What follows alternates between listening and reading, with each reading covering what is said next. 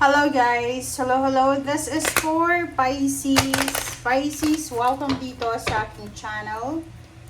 Kapalaran 888. So, this is collective Pisces. So, titingnan natin. Magsisimula ang reading na to ngayong araw na to. So, this is starting today. It's May 4 but today. Okay, May 4. So, let's check kung kailan to makaka-resonate sa'yo. It's either simula ngayon or next week or kung kailan mo siya. Okay, let's check. Pisces, welcome dito sa aking channel, guys.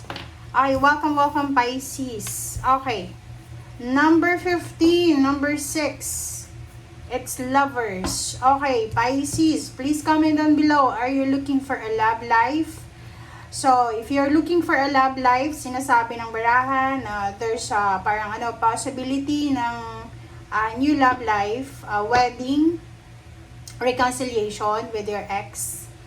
And may mga possibility na may magkakagusto sa'yo. Okay? Another, if you're married, may asawa ka na ba? Or in a relationship ka ngayon, stable and secured.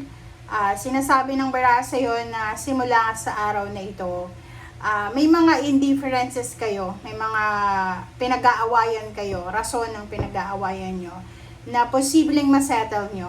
Okay? Pwedeng mag-reconcile din kayo kung nag-away kayo ngayon or kahapon. So, eto siya, Pisces. First card yan sa'yo. Alright, ano pa ba? Pisces.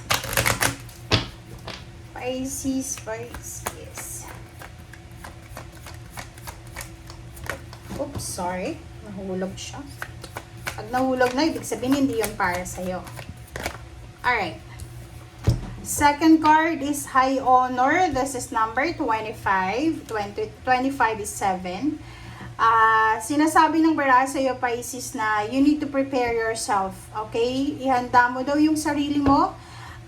Kasi possible ka na kumbaga mabigyan ng honra. Okay? So there's parang appreciation, rewards, awards, or pwedeng promotion. And there's a celebration coming para sa'yo. Kumbaga, the community is celebrating for you. 'Di ba? Or with you.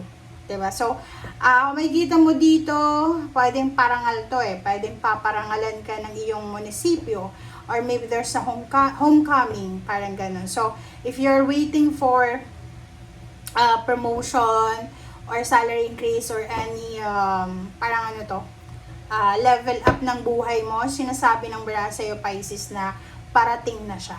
Okay? Parating na, Pisces. Okay, ano pa ba? Let's check.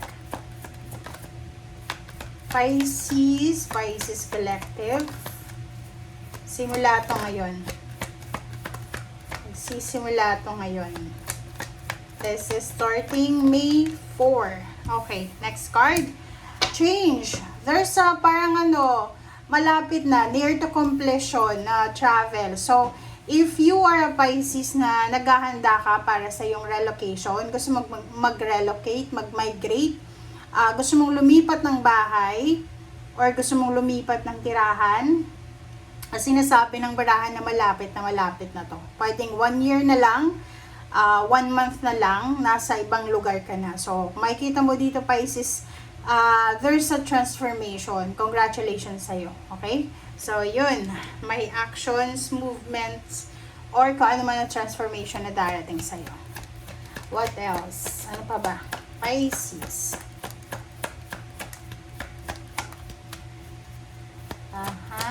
This is for Pisces. Okay. House. So, this is number 2.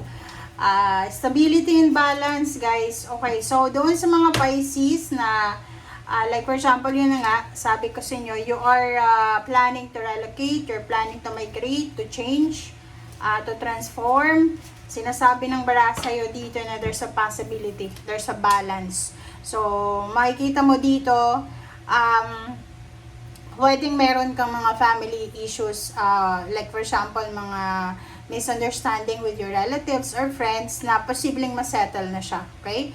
Merong changes na pagbabago. Merong darating sa buhay mo na posibleng magdadala sa'yo ng clarity. Alright, so another, let's check. This is for money. Tingnan natin. Ano ba ang pwedeng mensahe na kailangan niyang malaman, Pisces? This is for money. Alright, so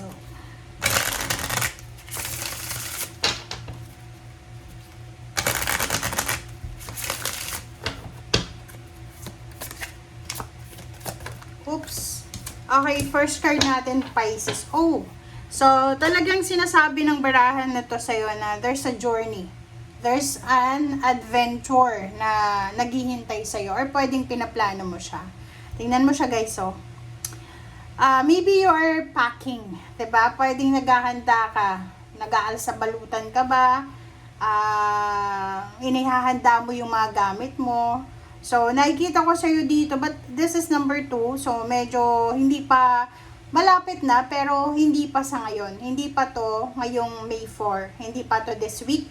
But this is coming. Okay? Maybe 2 months from now or 2 years from now. Alright. So, let's verify. Ano pa ba? Okay, attachment. Number 5 and anxiety.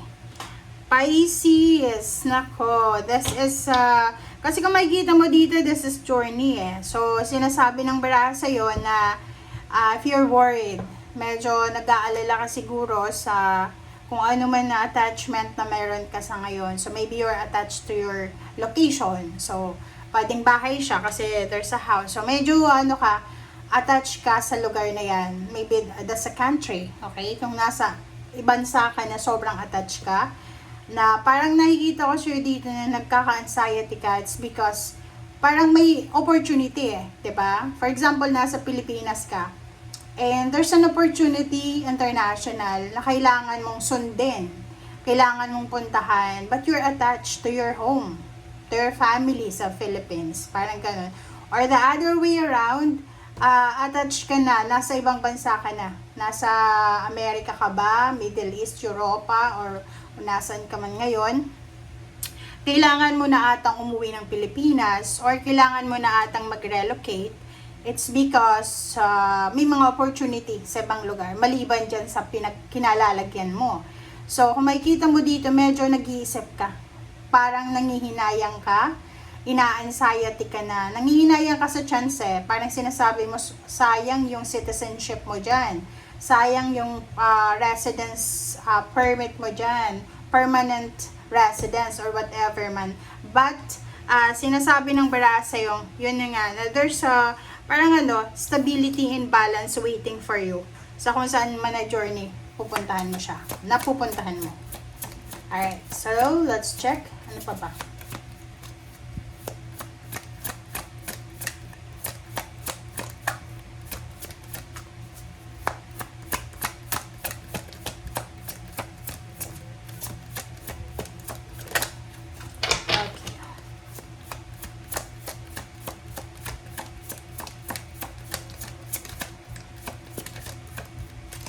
Okay, Pisces, the temple path, 'di ba? So, yun, this is just to confirm dito sa'yo na huwag kang masyadong magpanic, huwag kang masyadong mag-alala sa kung saan man na journey pupunta ka. So, maybe it's a new location, new job, new career. Kasi sinasabi ng barahan na dito sa lugar na pupuntahan mo, dyan mo mahahanap yung balanse. This is yin and yang. And dyan magle-level up yung buhay mo.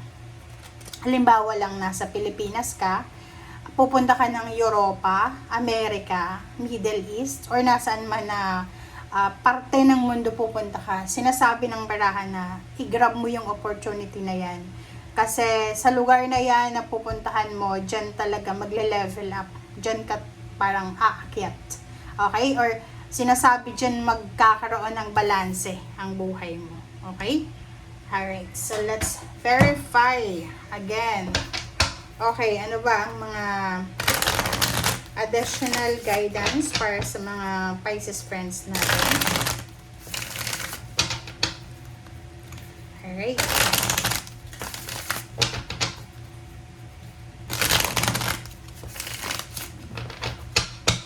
Alright, so this is for Pisces. Oops. Okay, moving on. Moving on, number 6. So, kung makikita mo dito, Pisces, sinasabi ng barahan na siguro may iba sa inyo dyan na hindi kayo makarecover sa mga past relationships nyo, past places, or kung ano man siya, sinasabi ng barahan na simulan mo siya sa araw na to. This is parang starting point ngayong May 4 of 2026. Sinasabi ng barahan na oras na para hanapin mo ang balanse, oras na para mag-move on ka, oras na para mag-level up ka, oras na para umalis ka sa lugar na yan, sa relationship na yan, sa mindset na yan. It's time to move on. It's time to start new. Parang yun yung sinasabi ng baraha. Alright, ano pa ba? Wow! Sinasabi ng baraha sa'yo dito, Pisces, na kung saan ka man pupunta. Okay? Sabi ng baraha sa'yo dito sa Material Harvest na 9, this is 9 of Pentacles. Okay? Pag sinabi natin 9 of Pentacles, this is the wish fulfillment. This is the goals na na-accomplish mo. So, kung saan ka man papunta, Pisces, congratulations in advance kasi sinasabi ng baraha doon sa lugar na kung saan ka man papunta, doon mo mahahanap yung satisfaction financially. Okay, accomplishment. 'Di ba? So, magiging sobrang prosperous and abundant ka in terms of money sa kung saan ka man papunta. Okay?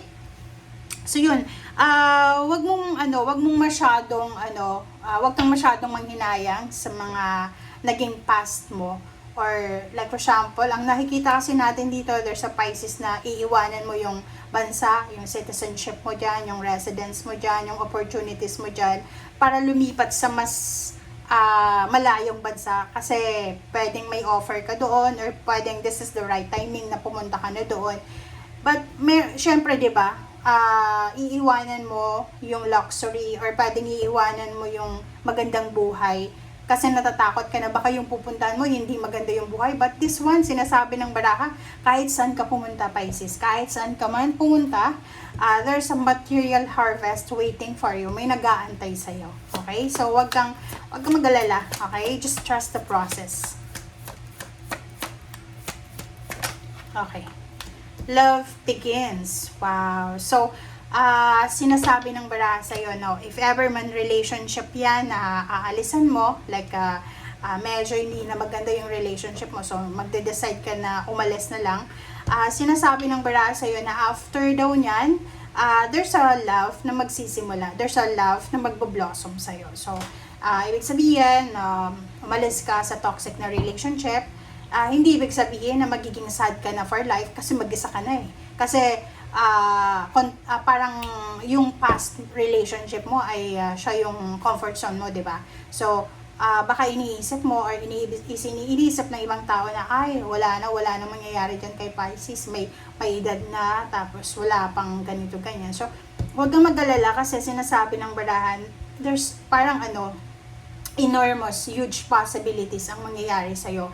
Hindi lang pera, kundi love life, acquaintance, friendship, mga community, 'di ba? Group of people na pwedeng maging part ng buhay mo.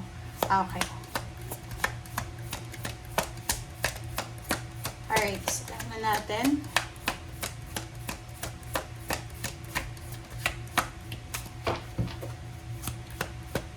Okay, Pisces. Alright. So, transformation and heart chakra. Diba?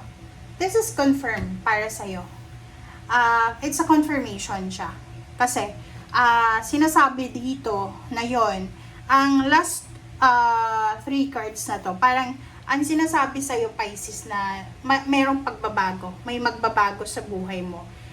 There's a change, transformation, na pwedeng mangyari sa buhay emotional mo. So, yun.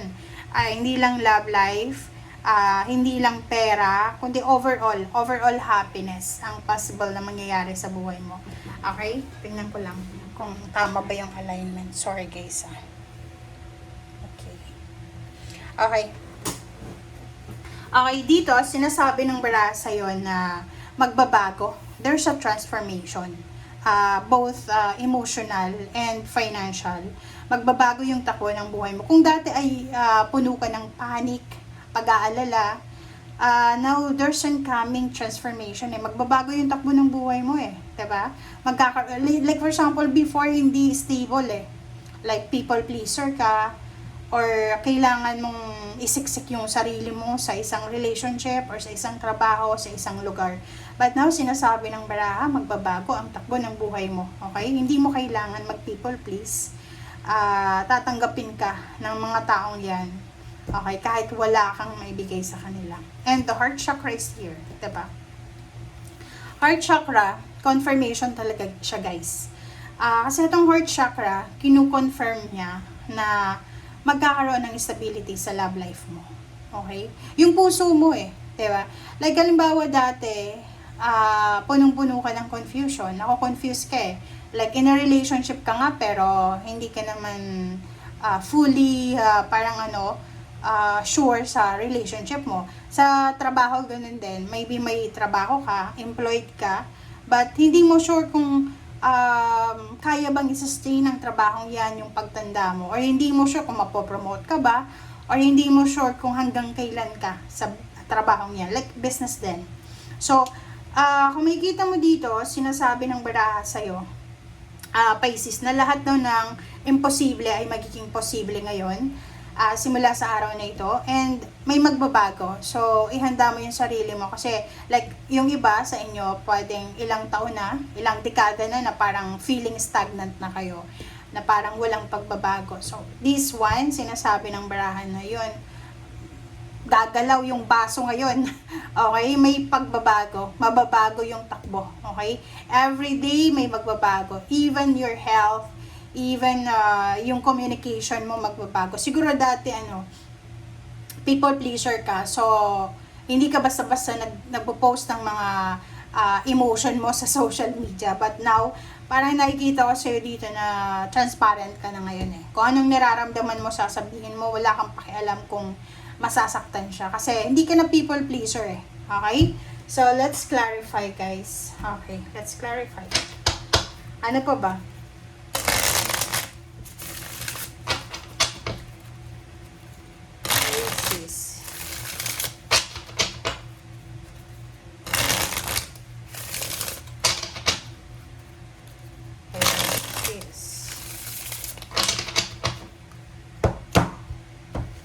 Alright. This is for Pisces. Ano ba? Ang pwedeng message. Okay, Chariot. This is the hard work. Okay? This is the fruits of your labor. So, ito na yung outcome. So, sinasabi ng bara sa'yo dito na lahat ng sacrifices mo, Pisces, ay lahat ng hinihintay mo, lahat ng sufferings mo, ay may kapalit siya na victory and success. So, nakikita ko yung travel, talagang possible. Pwedeng 2027, ikaw ay magta-travel. July, pwedeng July din. July, August, September, October, November, December, January, February, March, April, May, June, July, next year. So, kung kailan man na buwan yan, sinasabi ng barahan na magta-travel ka. Or pwedeng bibili ka ng sasakyan. Okay, and next card natin, Nine of Cups, diba? Sabi ng bara sa'yo dito na since this is your energy, the two, sobra kang magiging masaya. Sobrang happiness to guys. Okay? Full of happiness, full of contentment. Kasi eto, lahat daw ng mga ginawa mo sa past or lahat ng ginagawa mo sa ngayon, may kapalit siya. May kapalit siya na positive outcome. Sinasabi ng barahan na sobra kang magiging masaya. Unang-una, yung emotion mo ay parang punong-puno ka ng kaligayahan. Yung emotion mo ay hindi walang question yung happiness na mararamdaman mo. there's hope, full of hope. There's a reconciliation. There's a clarity sa relationship mo. Another is yung Knight of Pentacles. Nakikita ko maraming blessings, financial blessings ang darating sa buhay mo, na isa din yon na pwedeng magdala sa'yo ng sobrang happiness. So, hindi lang siya hindi lang emotion yung magbibigay sa'yo ng happiness na parang dati sobra kang like worried ka, burdened ka sa emotion. But now, kumbaga halimbawa naka-restrict ka, ngayon parang you're free. Okay? And then, yung Knight of Pentacles, pera. Maraming pera yung darating sa'yo. Okay? Maraming possibilities na pwedeng pagkakitaan ang darating sa'yo.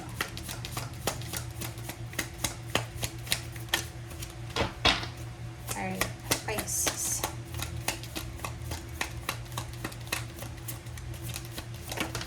Okay. Hangman. Wow. So, dito din, sinasabi ng bara sa'yo na siguro few years ago, marami kang mga plano like business plans, travel plans, or whatever plans man para sa sarili mo na hindi mo itinutuloy. Okay? So, titingnan natin kung matutuloy na ba yan. Like dito, about sa emotion mo, meron ditong Pisces na inuuna mo yung kapakanan ng mga tao sa paligid mo, like your family, friends. Pwedeng medyo may edad ka na, matandang binata, matandang dalaga. Hindi ka nag-aasawa kasi breadwinner ka. But now, nakikita mo to. Lahat daw na nahang ay posibleng matuloy na. Like, gusto mong mag-ipon ng pera. Hindi ka nakakapag-ipon kasi provider ka, breadwinner ka. But now, simula sa araw na ito, magbabago, magta-transform yung takbo ng isip at buhay mo. Okay, oh. No more contemplation. No more procrastination. Talagang gagawin mo ang lahat. Kumbaga, nakikita ko sa'yo dito na magbabago yung takbo ng buhay mo talaga. Dati, parang kinukonsider mo, hindi ka makabili-bili ng mga gusto mo kasi iniisip mo muna yung pamilya mo. But now, kung makikita mo dito, you're focusing sa self mo. Okay? Alright, ano pa ba? Pisces.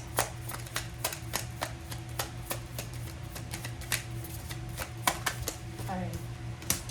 Wow, Nine of Swords. Oh, diba? Sabi ko sa'yo this is a confirmation, guys. This is confirm na lahat ng nakahang, lahat ng mga naudlot, okay, lahat ng mga pinoprocrastinate mo, lahat ng rason kung bakit hindi ka makatulog sa gabi, ay mawawala na yan. So, nakikita ko sure dito yung iba sa inyo, insomniatic kayo. Ang dami yung iniisip like yung problema ng ibang tao, pinoproblema mo. Diba?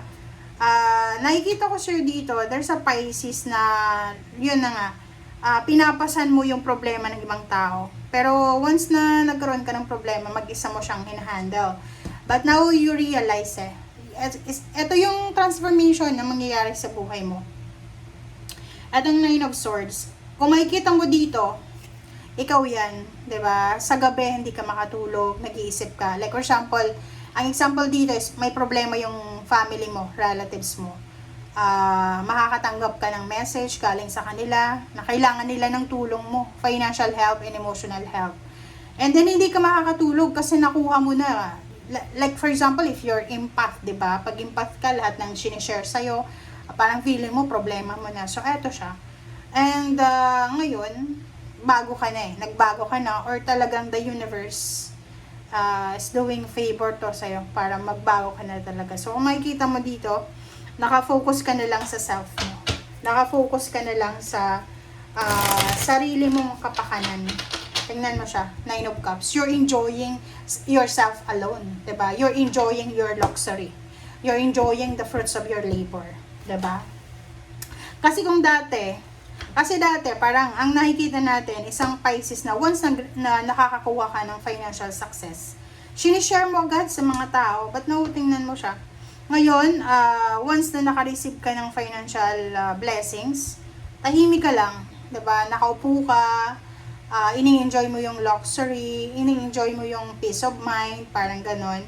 Hindi ka na tulad ng dati na bigay ka lang ng bigay. So, nakahang na siya ngayon yung pagiging generous mo, hindi na siya available ngayon. Parang tingnan mo, nakahang na yung pagiging generous mo. Pangalawa, bago ka magbigay, pag-iisipan mo siya ng 10 beses. And the last is 9 of Swords. Hindi ka na mamumroblema sa problema ng ibang tao. Alright, so, okay, Page of Wands, this is a future. Diba? This is a future message. Tingnan natin. Okay, yung future message sa'yo, Pisces, is Page of Wands, 10 of Swords, 5 of Cups, 7 of Wands, and 3 of Wands. So, sabi ng baraha sa'yo dito, there's a future happening sa buhay mo na lahat ng mga ginawa mo, yung parang halimbawa, marami kang sinayang sa past mo. 'Di ba? Like halimbawa dito, naging sobrang responsable ka sa pamilya mo, 'di ba? Naging breadwinner ka. And then lahat ng problema ng mga tao sa paligid mo, tinanggap mo, shinolder mo talaga siya. Ang problem dito, guys, is after matapos yung problema nila, nung time na ikaw yung namroblema, walang kahit isa na tumulong sa'yo. And ngayon, nakikita ko sa'yo dito na instead na magpasalamat sila sa'yo because tinulungan mo sila, ang nakikita ko dito, binackstab ka pa. Ano to? Ang 10 of Swords kasi na to, eto yung hindi siya yung basta-basta ibabackstab ka, i-chismis ka, sisiraan ka, hindi. Etong mga taong to na naninira sa'yo, sila yung mga tao na tinulungan mo, sila yung inispoiled mo. Sila yung mga taong binigay mo ang lahat. And ang ipinalit, or kumbaga, ang ibinalik sa'yo, puro kasamaan. Pain, heartaches, eto siya. And yung 5 of Cups, nakikita ko sa'yo na sa future, guys, simula ngayon na May 4, magsisisi ka. Pagsisisihan mo na tinulungan mo sila. Especially, there's a certain people or person sa buhay mo na ibinigay mo lahat. Yung emotion mo, yung oras mo, yung pera mo. And then, at last, 'di ba, sinaksa ka sa likod. And siniraan ka pa. So, nasa 5 of Cups ka. Pagsisisihan mo lahat ng mga ginawa mong pagtulong sa ibang tao. But, may but dito. Nandito yung 7 of Wands. Sinasabi ng barahan na simula ngayon, simula sa araw na ito, wag ka nang maghintay pa, 'di ba? Wag ka nang maghintay pa. Ipaglaban mo yung karapatan mo. 'Yun yung sinasabi ng baraha sa iyo. Kasi etong 7 of Wands na to, wala to sa iyo dati. Wala yan sa iyo. Yung parang uunahin mo yung sarili mo Hindi, inuuna mo yung ibang tao So eto sa iyo, sinasabi ng baraha ngayon, wag ka nang maghintay pa ng ilang taon bago ka mag-move on or ilang taon bago ka maging madamot. Sorry sa word, pero ang nakikita ko siya dito, boundary. Okay? Kung dati ay sobrang generous ka, this time is kailangan mo nang maging madamot para sa sarili mo. Tao ka lang. Okay? Yung health mo, mental health mo, apektado yan once na na-backstab ka, once na siniraan ka. So, life is short, 'di ba? So, dito, ang realization mo dito is sana hindi mo pagsisihan yung panahon na binigay mo sa kanila. But the problem is, pagsisisihan mo talaga, guys. Okay? Kasi, trust yung binigay mo, tiwala, pagmamahal, oras, pera, and then, ang ibinalik sa'yo, puro kasamaan. Oras na, sinasabi ng baraha sa'yo, oras na ngayon para unahin mo yung sarili mo. Huwag ka nang maghintay na dumating pa, maghintay ng 3 months, 3 years. No, ngayon, i-spoil mo na yung sarili mo. Kung gusto mo bumili ng kung ano-ano para sa sarili mo, bilhin mo yun. Okay? Ayan, sa ilalim mo dito is 5 of Swords.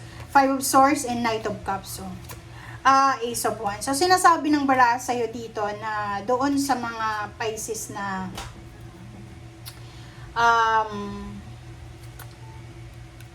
kailangan mo nang i-give up yung mga taong yan. Mga tao na tinulungan mo, ninakawan ka, siniraan ka, and ang ending niyan, talunan ka. And after nun, mga few months after, babalik na naman sila sa buhay mo. Nako, mag-iingat ka sa kanila. Mag-iingat ka. 'Di ba? Tingnan mo yung ilalim ng baraha mo, Pisces. Sabi dito, 5 of Swords eh. Huwag mo nang papapasukin. I-give up mo na lang yung mga taong yan. Okay? Hindi yan maganda para sa sistema mo. Hindi yan maganda para sa health mo. Emotionally. Hindi yan maganda. Kasi magdadala yan sa'yo ng toxicity. Sama ng loob, hindi ka makakatulog, stress. At the same time, pera. Para silang mga vampira, di ba? Para silang mga vampira na nanakawin nila lahat ng meron ka. Lakas mo, pera mo, oras mo, ganun. Okay? So, thank you guys for watching and see you again. Bye!